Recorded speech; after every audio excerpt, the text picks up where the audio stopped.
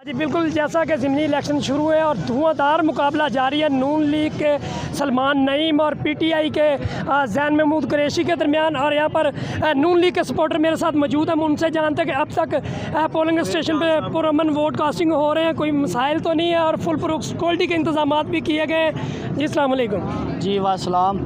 जी माशाल्लाह सिक्योरिटी के बेहतरीन निज़ाम है और हमारे जो तमाम सिक्योरिटी इदारे हैं उन्होंने भरपूर मेहनत की है।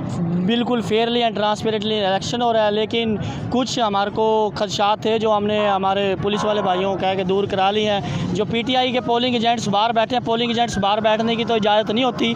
ये ग्राउंड रियलिटी देख रहे हैं कि नून लीग को माशाल्लाह शेर ठप्पे पे ठप्पा लग रहा है और ये उन लोगों को बार बार इंसिस्ट कर रहे हैं कि आपने उन गरीब लोग जो मज़दूर लोग आ रहे हैं उनको बहाने से कहते हैं कि आओ आपका बूथ नंबर देख के बूथ नंबर के बहाने उनको इंसिस्ट कर रहे हैं कि बल्ले पे मोहर लगाएं।